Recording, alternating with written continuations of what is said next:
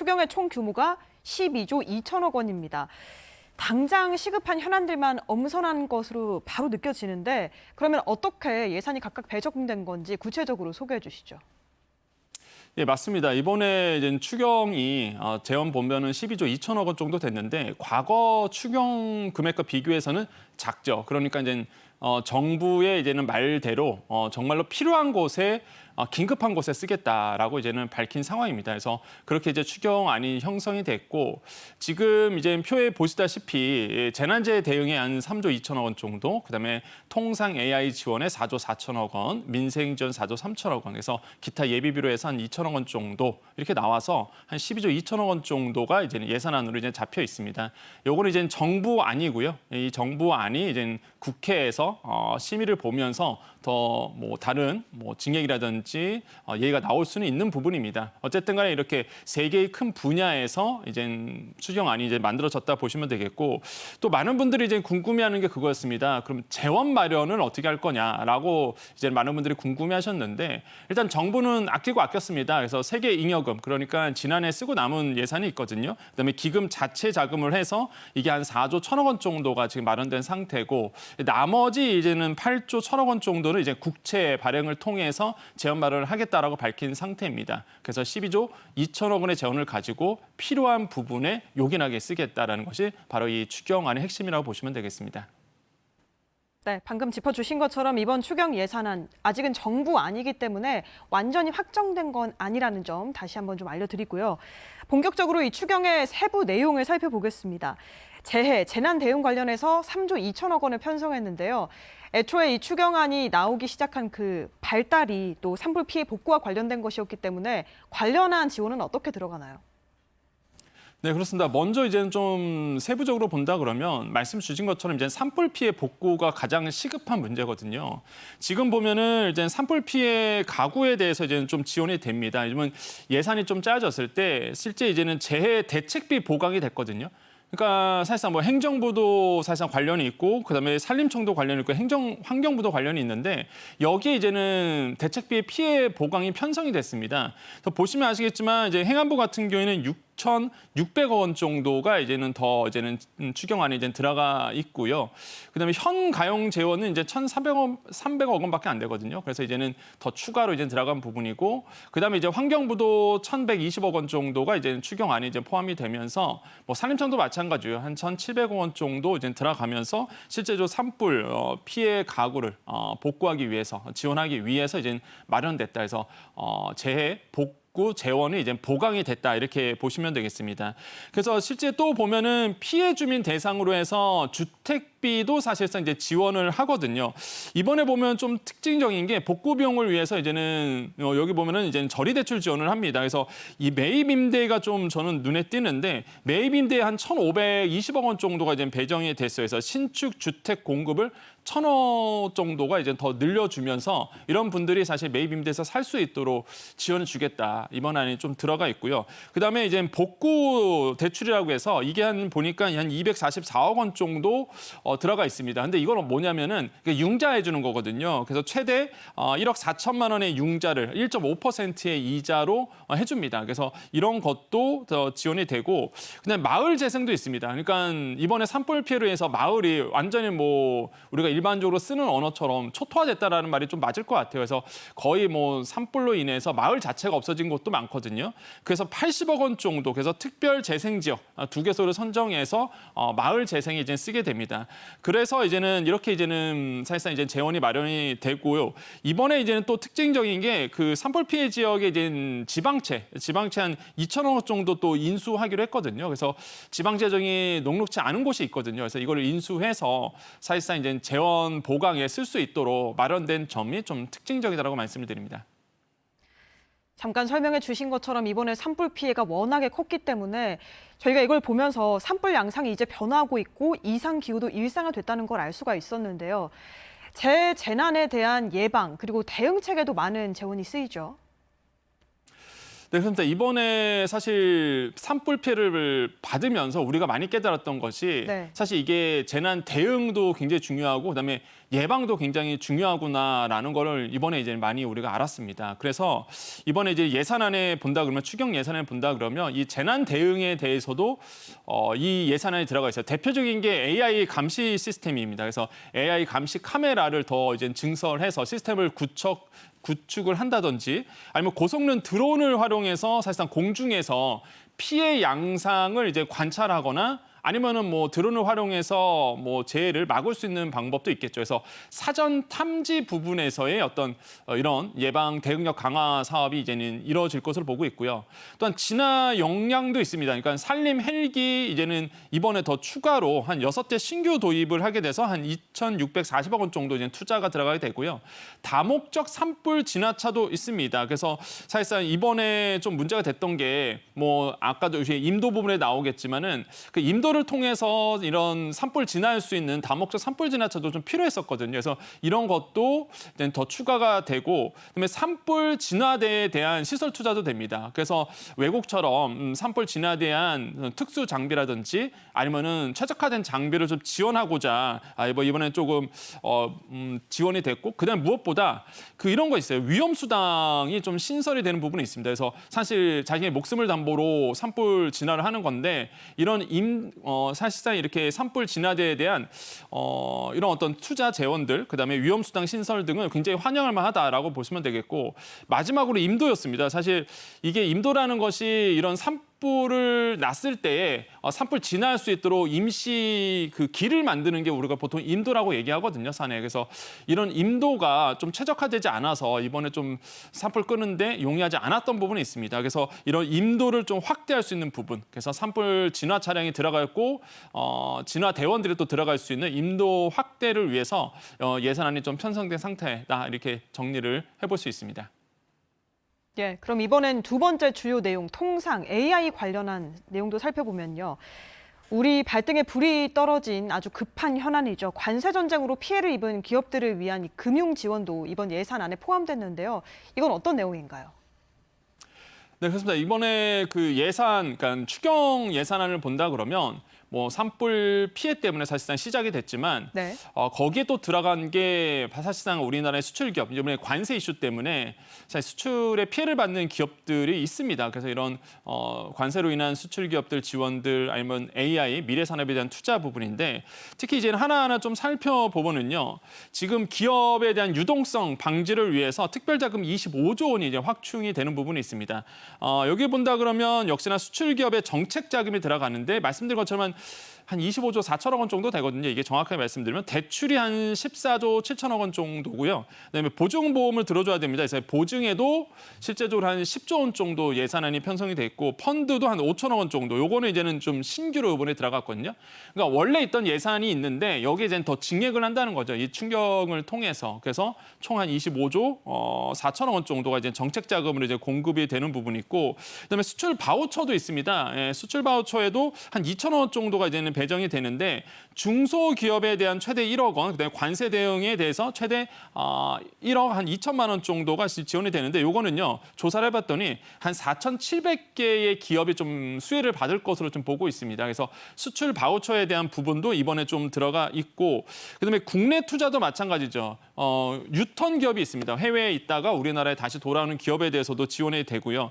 그다음에 또 눈에 띄는 게 기업 구조 혁신 펀드라고 해서 이게 5천억 원 정도로 규모로 이제는 신설이 됐습니다. 이런 것도 이제 눈에 띄면서 이번 그 예산안을 본다 그러면 확실히 우리나라에 대한 수출에 대한 피해를 보강하기 위해서 수출 기업 지원에 나섰다라는 점이 좀 특징적이라고 생각을 해보겠습니다.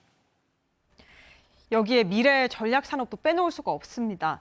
국내 AI 생태계 혁신을 위한 지원 자금도 추가로 편성했는데요. 일단은 석박사급 인재를 더 많이 양성하기로 했습니다. 구체적으로 어떤 내용인지요? 저는 이번 추경안을 살펴보면서 네.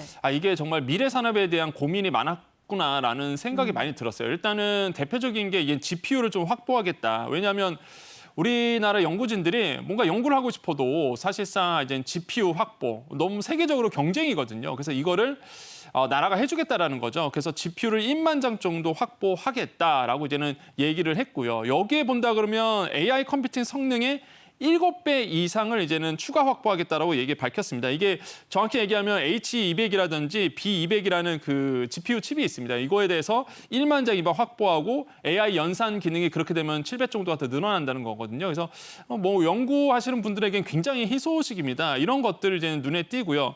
특히 이제 라지 랭귀지 이제는 모델이라고 해서 LMM이라고 보통 얘기하죠. LM의 학습에 필요한 역량을 이번 그 GPU 확보를 통해서 갖춰질 것으로 보고 있습니다. 그래서 이게 한 신규로 해서 한 2천억 원 정도가 또 LMM에 지원이 되고 또 한 가지 이제는 금방 앵커님 말씀하신 것처럼 인재 확보거든요. 그러니까 박사급 AI 인재들을 이제 양성하겠다. 그렇게 된다 그러면 우리나라 인재 갖고는 안 됩니다. 또 해외에서 인재를 모셔와서 또 우리나라의 좋은 인재들을 또 발굴할 수 있도록 해야 되거든요. 그래서 연구자 유치를 위한 개발 이번에 시스템도 이제 들어가게 되고 그 다음에 이제 인재 양성을 위해서 이런 집단 융합 연구도 신설이 됩니다. 그러니까 연구 과제가 사실 주어져야 연구원들도 사실 예산을 배정받아서 연구에 들어가거든요. 그래서 이런 점들이 좀 눈에 띄어서 굉장히 의미가 있고 그래서 이제 산학위 공동 연구도 들어가고 무엇보다 금방 말씀인 것처럼 도전적인 AI 과제를 정부 과제를 낸다는 거죠. 그러면 AI 관련된 연구진들은요. 이런 예산 받고 실제적으로 도전적인 어떤 연구 과제에 또 도전할 수 있는 거거든요. 그러면서 사실 연구부 지원 받으면서 산업이 확대되는 부분이 있습니다. 그래서 저는 이런 부분을 봤을 때 AI 산업에 대한 역량 강화를 위해서 정부가 담당자가 이렇게 고민이 좀 굉장히 많은 고민을 했겠구나라는 것을 이제는 느껴볼 수 있었습니다. 여기에 더해서 반도체 같은 이 첨단 산업의 경쟁력을 높이기 위한 지원도 계속 이어가기로 했습니다.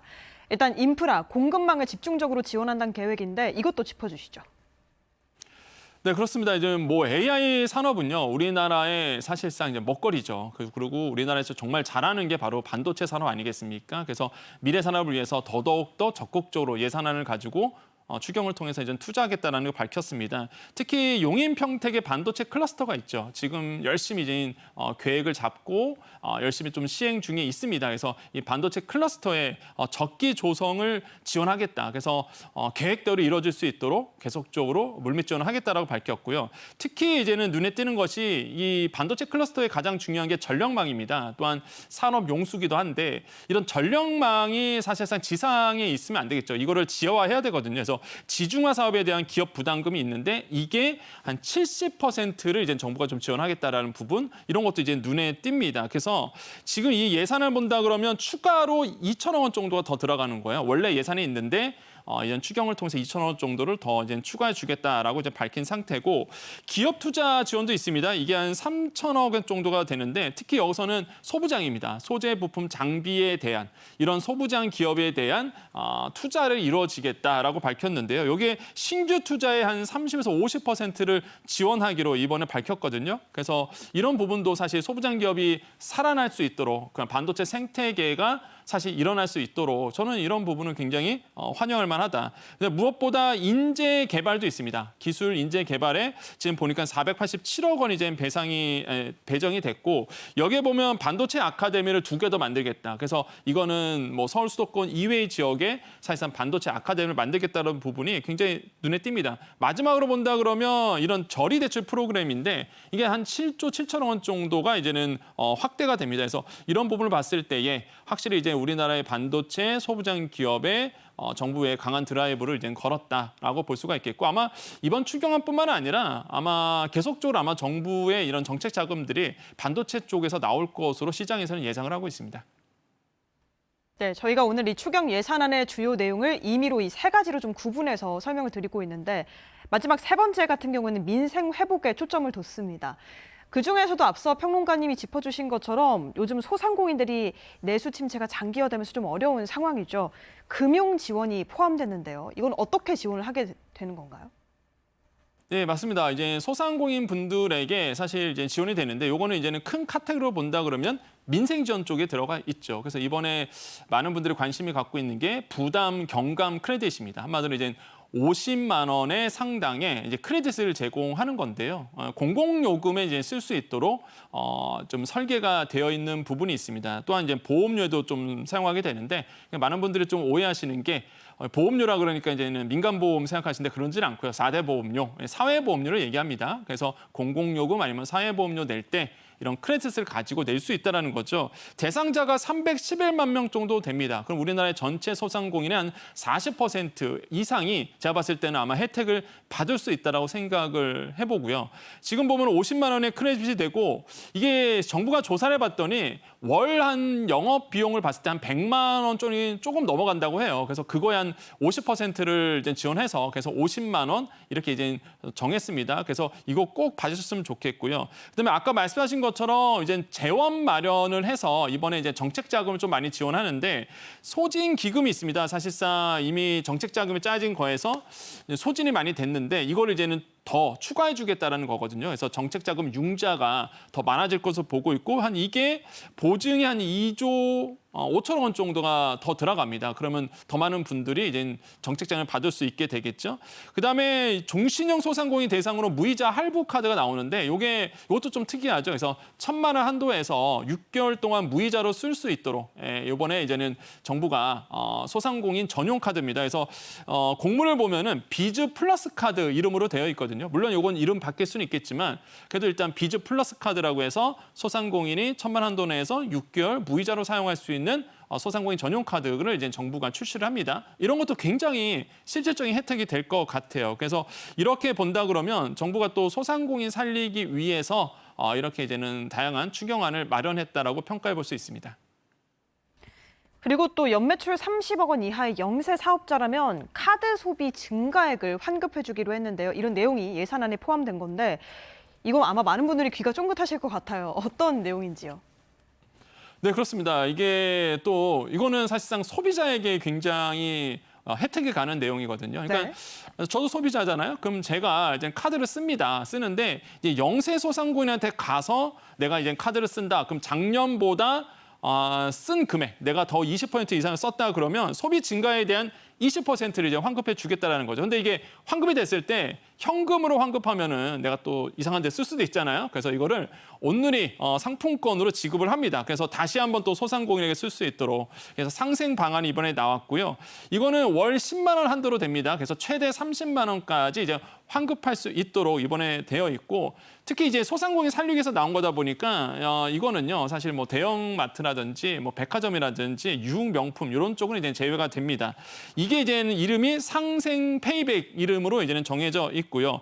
그다음에 공공배달앱 할인도 됩니다. 그래서 이제는 요즘에 소상공인들 얘기 들어보면 배달앱 때문에 고민이 많으시거든요. 그래서 공공배달앱, 대표적인 게 먹개비 같은 거겠죠. 공공배달앱에서 2만 원 이상 3번 이상 주문한다. 그럼 1만 원 할인을 해줍니다. 굉장히 좋은 혜택이죠. 자, 이런 것도 이제 눈여겨볼 만하고요. 마지막으로 이제는 디지털 온누리 상품권 결제 시에 10% 환급 행사가 들어가는데 인기가 되게 많습니다. 이거. 그래서 정말 주부님들이 좋아하는 게 디지털 온누리 상품권 환급 행사인데 이번에 또 들어간다는 거죠. 그래서 이게 보면은 한 1,000억 원 정도가 또 예산에 배정되어 있고 한 645만 명이 혜택을 또 받을 수 있다라고 되어 있기 때문에 저는 이렇게 봤을 때 확실히 이제 소비자에게도 굉장한 혜택이 돌아갈 수 있는 상생 방안이다라고 생각을 해봅니다.